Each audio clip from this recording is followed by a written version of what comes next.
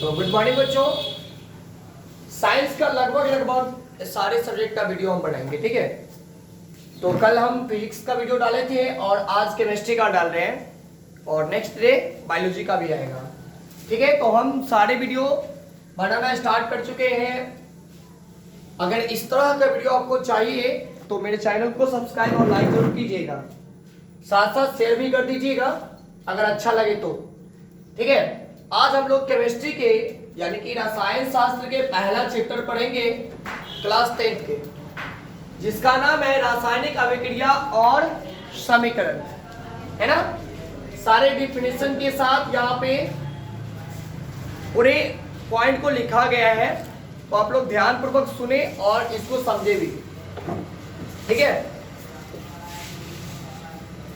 तो सबसे पहले बाबू, केमिस्ट्री को पढ़ने से पहले 10th क्लास में जो हम केमिस्ट्री पढ़ने आए हैं, तो इसको पढ़ने से पहले हम लोग पिछले क्लास 9th में थोड़ा सा बात करना पड़ेगा। पिछले 9th क्लास के पहला चैप्टर के बारे में बात करना होगा। आप लोग को शायद याद होगा क्लास 9th के पहला चैप्टर का नाम हमारे आसपास के पदार्थ, है ना।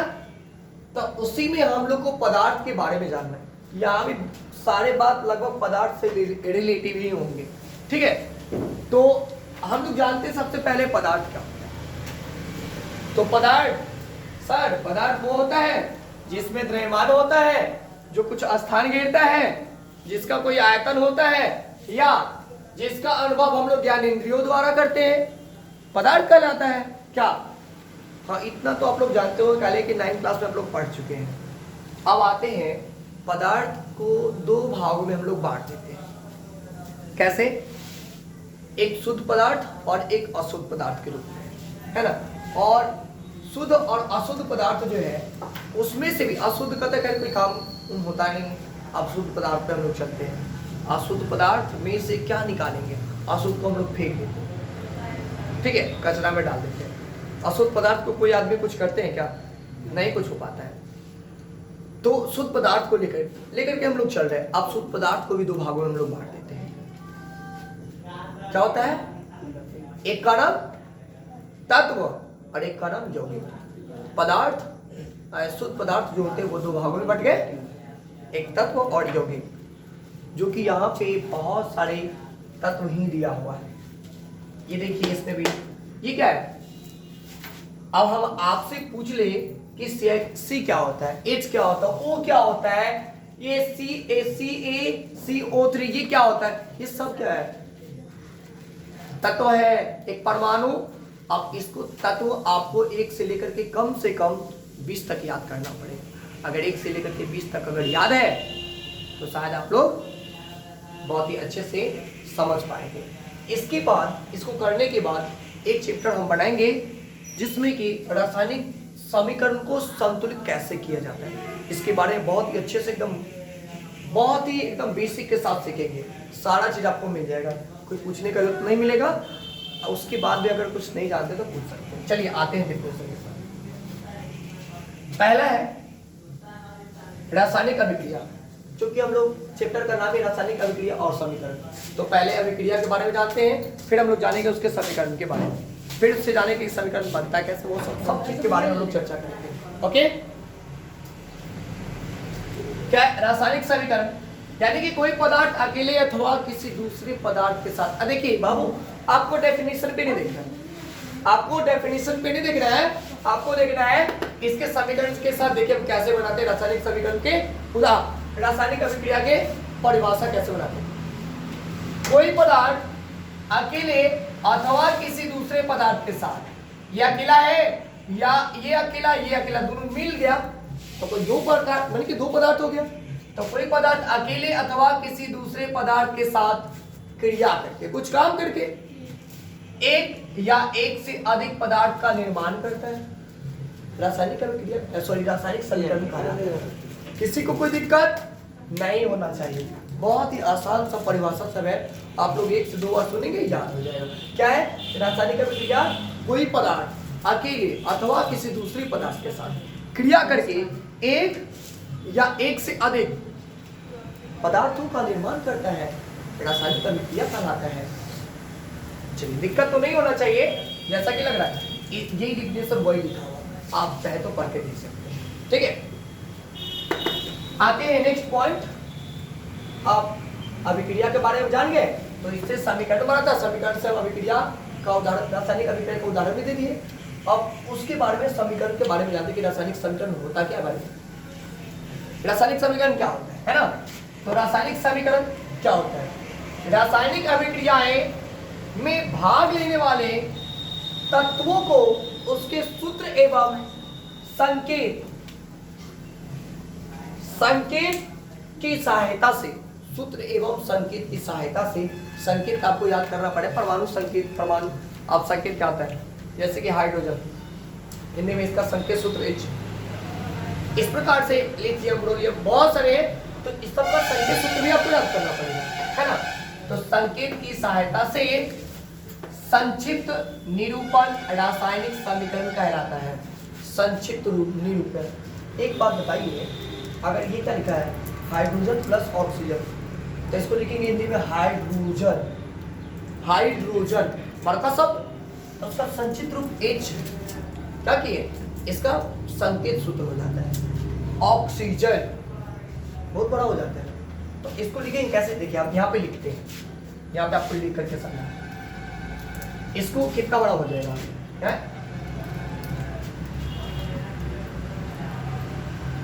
हाइड्रोजन प्लस ऑक्सीजन मिल करके क्या बनाएगा, जल बनाता है, जल बनाता है। बहुत कितना बड़ा चीज लिखा हुआ है, इसको हम सिर्फ H से डिनोट करते हैं तो हो जाएगा। तो H2 प्लस O2 बराबर H2O। अब इसी को हम लोग संक्षिप्त रूप कहते हैं, जो इंग्लिश में लिख दिए ना, इसी को हम लोग संक्षिप्त रूप कहते हैं। और इसी संक्षिप्त रूप को हम लोग रासायनिक समीकरण बोलते हैं। क्या बोलते हैं, रासायनिक समीकरण बोलते हैं। दिक्कत तो नहीं है। एक बार और, रासायनिक अभिक्रिया में भाग लेने वाले तत्वों के उसके सूत्र या संकेत की सहायता से, है ना, सहायता से संक्षिप्त निरूपण करते हैं, छोटा बनाते हैं, एकदम छोटा सा छोटा, है ना, रासायनिक समीकरण कहलाता है। किसी को कोई दिक्कत नहीं। आइए इसका रासायनिक सूत्र दिया हुआ है, एक चीज और इधर जाओ, एक चीज जानो, ये क्या है, इधर घूमेंगे, ये क्या है, इसको हम लोग प्रतिफल बोलते, इसको हम लोग क्या बोलते हैं, अभिकारक, और इसको प्रतिफल बोलते हैं। इसको हम लोग अभिकारक, अभिकारक मतलब कि ये कोई कारक है, अभी ये कोई कारक है, ठीक है, और इसको क्रिया उड़िया करके बहुत सारे पिटाई पिटाई करके कोई कार्य करके, है ना, उसको हम कुछ न कुछ निर्माण कर लेते हैं उससे, कुछ न कुछ बना लेते हैं उससे, है ना, तो वही होता है प्रतिफल। जो किया उसका फल मिल गया, प्रतिफल, उसी को हम लोग उत्पाद भी बोलते हैं। उत्पाद बोलते हैं ना, उसी को हम लोग उत्पाद भी बोलते हैं। जैसे कि आप लोग एक गेहूं को उपजाने के लिए उसमें कितने सारे मटेरियल को डालते हैं, बहुत सारे मटेरियल को डालते हैं, और डालने के बाद क्या उपजता है, एक गेहूं निकलता है ना। उस वो तो हम बहुत सारी मेहनत किए, उसी का हमको प्रतिफल मिला, है ना, उसी को हमको प्रतिफल मिला, जो कि उत्पादन है। उसको उत्पादन भी हम लोग बोलते हैं या उत्पाद भी बोलते हैं। ठीक है, चलिए आप लगता है कि आप ये चलते हैं नेक्स्ट पॉइंट की ओर। अब क्या है, रासायनिक समीकरण लिखने का नियम, ये बहुत इंपॉर्टेंट है बाबू, आप लोग ना इसको भेड़िया ही लगा लीजिएगा, ठीक है, ये बहुत इंपॉर्टेंट चीज है। रासायनिक समीकरण लिखने का नियम, ये नियम पूछता है बाबू, नियम, ये नियम जो पढ़ता है, लेकिन नियम वाले चीज को बहुत चीजों को पढ़ता है, मतलब कि पूछता ही एग्जाम में। बारिश भी आ रही है और हम लोग पढ़ भी रहे हैं। बारिश के समय शायद पढ़ने का आनंद ही कुछ अलग मिलता है, बहुत मन करता है पढ़ने का ना। चलिए तो हम लोग पढ़ते हैं, क्या दिक्कत क्या है। यहाँ पे लिखा हुआ है क्या कि रासायनिक समीकरण लिखने का नियम। तो रासायनिक समीकरण लिखने का 5 नियम है। कितना है? 5 नियम है। वो कौन कौन से हैं? आए हम लोग नजर डालते हैं उन पे। पहला है, अभिकारक को हमेशा बाईं ओर लिखा जाता है। देख लीजिए ये है बाईं ओर। अभिकारक को अब लाइट कर लीजिए। अच्छा ठीक है, दिखाई दे रहा होगा। नहीं दिखा दिया आपको। एक थोड़ा सा रुक जाइएगा। हमको तो पूरा दिखाई दे रहा है। पूरा वीडियो खराब हो रहा अरे बाबा ये तक क्या हो गया? है। अब ठीक हो गया।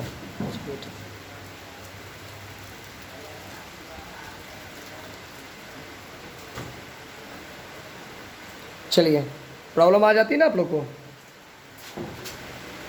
तो देखिएगा क्या है ना कि यहाँ पे है रासायनिक समीकरण लिखने का कितने नियम है?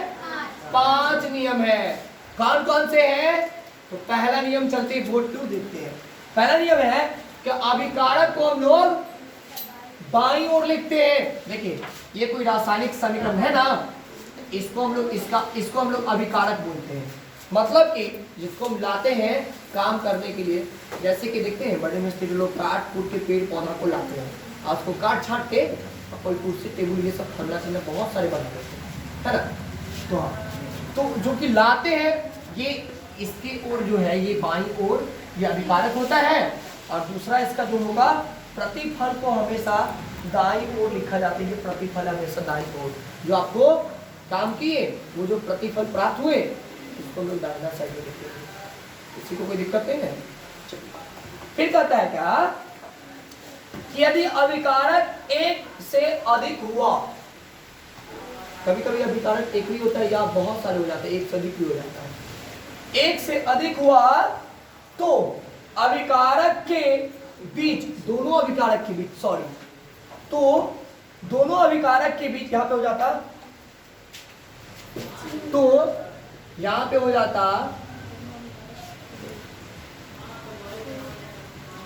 दोनों अभिकारक के बीच, जैसे कि देखिए एक ये अभिकारक है, एक ये है, 2 हो गया। इसको जब हम लोग मिलाते हैं ना, जोड़ते हैं, तो इसमें 2 अभिकारक के बीच प्लस चिन्ह का उपयोग किया जाता है। ये आपका थर्ड लॉ है, थर्ड नियम है। नहीं फिर है यदि प्रतिफल भी, सुनिए, यदि प्रतिफल भी एक से अधिक हो तो उसे भी प्लस चिन्ह के द्वारा जोड़ा जाता है। यदि प्रतिफल भी एक से अधिक हुआ तो उसे भी प्लस चिन्ह के द्वारा जोड़ा जाता है। कोई दिक्कत नहीं ना है। चलिए बहुत अच्छा, चलते हैं। अब लास्ट पॉइंट है ना, क्या है? अभिकारक और प्रतिफल को एक तीर, है ना, तीर चिन्ह के द्वारा अलग किया जाता है। प्रतिफल को अलग और अभिकारक को अलग कैसे करते हैं? एक तीर चिन्ह के द्वारा हम लोग प्रतिफल और अभिकारक को अलग कर देते हैं। ठीक है बाबू, आप लोग अच्छे से डेफिनेशन को सुनेंगे, एक बार में नहीं होगा, 2 बार सुनेंगे, अपने आप याद आ जाएगा अच्छा से एकदम काम। अब है बाबू, अब हम लोग क्या है, रासायनिक समीकरण लिखने का नियम जान गए। तो अब हम लोग जानते हैं ना कि रासायनिक समीकरण के प्रकार, रासायनिक समीकरण के प्रकार को जानते, कितने प्रकार होते हैं ना। तो रासायनिक समीकरण के 2 प्रकार, कौन कौन से है? संतुलित रासायनिक समीकरण और एक है असंतुलित रासायनिक समीकरण। अच्छा, तो बाबू हम आपको पहले ही बता दिए हैं कि संतुलित रासायनिक समीकरण जो है पढ़ना आपको, ये तो हम इसका डेफिनेशन तो बताएंगे ही बताएंगे, लेकिन संतुलित रासायनिक समीकरण होता कैसा है आपको तो यहाँ पे हम बता भी किए हैं, मतलब यहाँ पे बता ही देंगे, लेकिन कैसे इसको बराबर किया जाता है ना, उसको हम एक वीडियो में पूरा खत्म करते हैं। आइए समझिए। रासायनिक समीकरण के प्रकार 2 होते हैं, कौन कौन से? संतुलित होते हैं और एक होते असंतुलित होते हैं। चलिए, तो संतुलित रासायनिक समीकरण का परिभाषा हम लोग जान लेते हैं। ठीक है, तो संतुलित रासायनिक समीकरण किसे कहते हैं? वैसी रासायनिक समीकरण जिसमें जिसमें परमाणुओं की संख्या बराबर होती है ना। वैसी रासायनिक समीकरण जिसमें परमाणुओं की संख्या बराबर होती है संतुलित रासायनिक समीकरण कहलाती है। आप देख सकते हैं यहाँ पे, जैसे हाइड्रोजन कितने हैं? 2 और 2 4 है। इधर कितने हाइड्रोजन?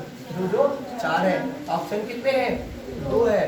तो यहाँ ये गुना जिम्मे होता है इसका, ये सारी चीज बताने वाले हैं, काहे कर रखते हैं लोग। तो ये है आपका संतुलित रासायनिक समीकरण। किसी को कोई दिक्कत? फिर है अगला असंतुलित रासायनिक समीकरण, जस्ट इसी का उल्टा। उसमें परमाणु की संख्या बराबर था, इसमें नहीं होगा। इसमें कहेंगे कि वैसी रासायनिक समीकरण जिसमें परमाणुओं की संख्या बराबर नहीं होती है ना। वैसी रासायनिक समीकरण जिसमें, बाप रे भाई इतना लाइट दे हो, लाइट तब पता ही नहीं चल रहा है।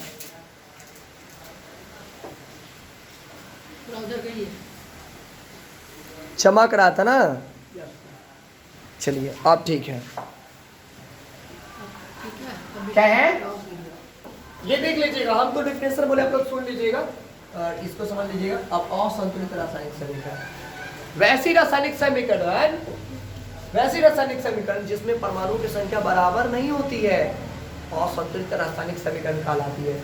जैसे H2 + O2 = H2O, है ना। इसमें परमाणु की संख्या बराबर नहीं, लेकिन ये जो सूत्र है ना सही लिखा हुआ है। अब ये क्यों सही है, कैसे सही है, ये भी आपको अगले वीडियो लेक्चर में हम लोग बात करेंगे, ठीक है। लास्ट पॉइंट है अभी तो भूल के, संतुलित रासायनिक अभिक्रिया क्या है। संतुलित रासायनिक अभिक्रिया क्या है, यह एक क्वेश्चन है बाबू, पॉइंट को मत, ये क्वेश्चन के तौर पे है, ठीक है। संतुलित रासायनिक अभिक्रिया क्या है, रासायनिक अभिक्रिया को संतुलित करना क्यों आवश्यक है, ये वेरी इंपॉर्टेंट क्वेश्चन है ना। तो इसमें है क्या कि वे रासायनिक समीकरण जिसमें अभिक्रिया की पहले मतलब कि कोई अभिक्रिया नहीं हो जाती, उससे भी पहले एवं अभिक्रिया एवं उसके बाद अभिकारकों तथा उत्पादों में प्रत्येक तत्व के परमाणुओं की संख्या बराबर होती है। प्रत्येक तत्व में परमाणुओं की संख्या बराबर होती है ना, या रहती है, होती है या रहती है, बात से नहीं है ना। संतुलित रासायनिक अभिक्रिया कहलाती है। एक मिनट यहाँ पे अगर समीकरण लिखा गया है, यहाँ पे अभिक्रिया कर दीजिएगा।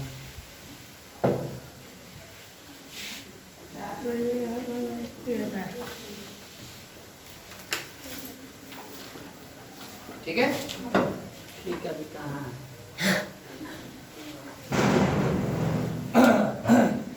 ठीक है। उसके बाद और भी क्वेश्चन है उसमें, फिर कह रहा है कि रासायनिक अभिक्रिया को संतुलित करना क्यों आवश्यक होता है। तो रासायनिक अभिक्रिया को संतुलित करना क्यों आवश्यक होता है, जरा सुन लीजिए। द्रव्यमान संरक्षण, आप लोग 9th क्लास में भी पढ़े होंगे। द्रव्यमान संरक्षण के नियम के अनुपालन के लिए संतुलित यानी कि रासायनिक समीकरण को संतुलित करना आवश्यक होता है। द्रव्यमान संरक्षण के नियम के अनुपालन के लिए रासायनिक समीकरण को संतुलित किया जाता है। किसी को कोई दिक्कत नहीं ना। तो अब हम लोग आगे के टॉपिक की ओर बढ़ते हैं, ठीक है। इसको एक बार देख लीजिए आप लोग। तो अब चलते हैं रासायनिक अभिक्रिया के प्रकार, ठीक है। रासायनिक अभिक्रिया के प्रकार में क्या है, रासायनिक अभिक्रिया मुख्य रूप से 7 प्रकार के होते हैं, है ना। पहला है संयोजन, फिर से है वियोजन, वियोजन या अपघटन उसी को बोलते हैं अभिक्रिया, या तीसरा है विस्थापन अभिक्रिया, चौथा है द्विविस्थापन अभिक्रिया, और पांचवा है उपचयन एवं अपचयन अभिक्रिया, छठा है ऊष्माक्षेपी अभिक्रिया, और लास्ट और अंतिम है ऊष्माशोषी अभिक्रिया, ठीक है। तो सबसे पहले है संयोजन अभिक्रिया। संयोजन का मतलब था संयोग करना, जोड़ना, ठीक है। नहीं ना आप संयोजन अभिक्रिया, ठीक है। तो संयोजन अभिक्रिया में क्या होगा, संयोजन अभिक्रिया वे रासायनिक अभिक्रिया जिसमें 2 या 2 से अधिक तत्व या अभिकारक भी बोल सकते हैं, अधिक अभिकारक मिलकर एक पदार्थ का निर्माण करता है। 2 या 2 से बहुत सारे अभिकारक मिलकर के एक अभिकारक का निर्माण करेगा, या एक पदार्थ, अभिकारक का मतलब पदार्थ भी होता है, अभिकारक का मतलब पदार्थ भी होता है। अगर नहीं लिखे तो यहाँ पे अगर ज़्यादा जरूरी समझते हैं तो ब्रैकेट में पदार्थ लिख लीजिएगा, अगर होगा जगह तब ना, है ना। पदार्थ यानी कि मिलकर पदार्थ का निर्माण करता है तो संयोजन अभिक्रिया कहलाता है। अब समीकरण को देख सकते हैं। ओके, चलते हैं वियोजन अभिक्रिया में। वियोजन या अपघटन अभिक्रिया क्या है? तवे रासायनिक अभिक्रिया जिसमें एकल अभिक्रिया यानी कि यौगिक टूटकर दो या दो से अधिक उत्पाद बनाता है। दो या दो से अधिक उत्पाद बनाता है, हाँ, वियोजन या अपघटन अभिक्रिया कहलाता है। वियोजन अभिक्रिया में उष्मा का अवशोषण भी होता है। वियोजन अभिक्रिया में उष्मा का भी जब कोई भी पदार्थ को तोड़ेंगे, है ना, हटाएंगे तो क्या होगा, उसका अभिक्रिया भी होता है। तो उस अभिक्रिया को यानी कि उस अभिक्रिया को इसलिए उन्हें उष्माशोषी रासायनिक अभिक्रिया भी कहते हैं। एक फिर से, वियोजन अभिक्रिया में उष्मा का अवशोषण होता है इसलिए उन्हें उष्माशोषी अभिक्रिया भी कहा जाता है। ठीक है, इन्हें तीन रूप, यानी कि इनके तीन रूप हैं। कौन कौन से? उष्मा है, तापन है और विद्युत क्या है? विद्युत धारा है ना, विद्युत धारा है। तो पहला है उष्मा का है समीकरण, यहाँ पे CaCO। जैसे यहाँ पे चूना पत्थर को क्या करते हैं? गर्म करते हैं। गर्म करते हैं, उष्मा निकला तो क्या हो गया? मानी कि दूगो यहाँ पे CaCO है ना प्लस CO2 यानी कि बुझा हुआ चूना बन जाता है। अब आते हैं यहाँ पे है समीकरण 2PbNO3 यानी कि तापन उस पर होता है, गर्मी पड़ता है ताप, तो यहाँ से आपको ये समीकरण का निर्माण होगा। उसी प्रकार से यहाँ पे है लास्ट है विद्युत धारा, है ना। हम लोग लास्ट में आएंगे वियोजन अभिक्रिया, यानी कि तीसरा पॉइंट अभी का लास्ट है। ये वियोजन अभिक्रिया क्या है? वियोजन का मतलब वियोग होता है ना। वे रासायनिक अभिक्रियाएं जिनमें एक तत्व दूसरे तत्व को उसके यौगिक से दूसरे तत्व को उसके यौगिक से, ओहो दोबारा लिखा गया बाबू, यहां से ना दूसरे तत्व के यौगिक से, यहां तक दोबारा लिखा है, से अलग कर देता है, विस्थापन अभिक्रिया कहलाता है। कैसे पढ़ेंगे? वे रासायनिक अभिक्रियाएं जिनमें एक तत्व दूसरे तत्व को उसके यौगिक से अलग कर देता है, विस्थापन अभिक्रिया कहलाता है। थोड़ा सा वीडियो को देख लेंगे, ठीक है ना। चलिए ठीक है, कहलाता है।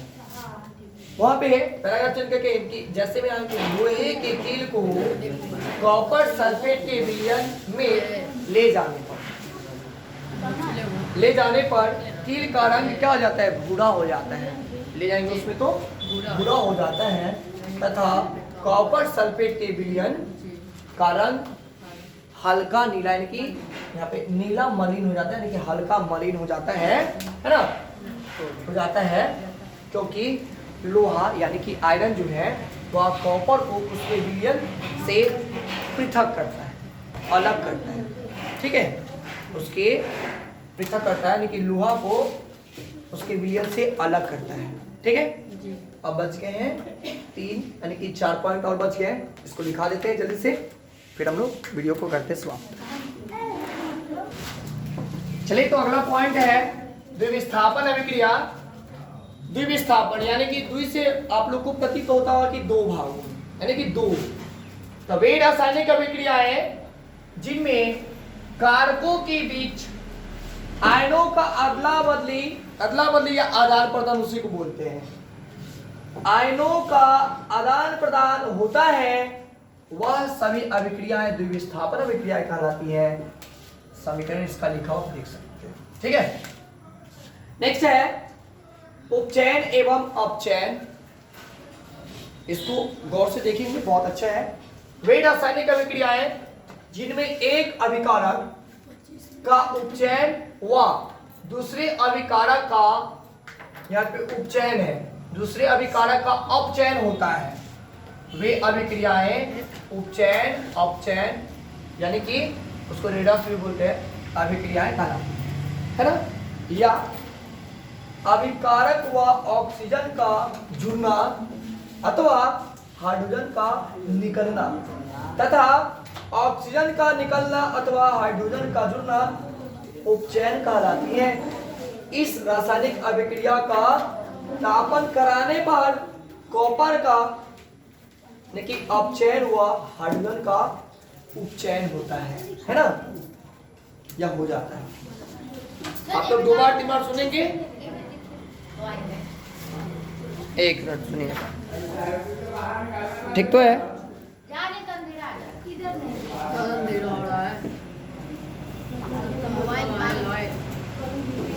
ये ऐसा है। फोकस करो फोकस। ठीक है, अब है ऊष्माक्षेपी अभिक्रिया। इसमें क्या है कि वे रासायनिक अभिक्रिया जिनमें उत्पादन के निर्माण के साथ साथ ऊष्मा भी उत्पन्न होती है या ऊष्मा का उत्सर्जन होता है, वे रासायनिक अभिक्रिया ऊष्मा क्षेपी रासायनिक अभिक्रिया कहलाती है, जैसे प्राकृतिक गैस। अगला पॉइंट है ऊष्मा शोषी अभिक्रिया। वे रासायनिक अभिक्रियाएं जिनमें ऊष्मा का अवशोषण होता है, वे सभी अभिक्रियाएं ऊष्मा शोषी अभिक्रिया कहलाती हैं, जैसे 2Cu प्लस O2 बराबर 2CuO। ठीक है, तो आज हम लोग इस वीडियो में इतना ही पढ़ेंगे, फिर मिलते हैं अगले दिन अगली वीडियो के साथ। Okay bye.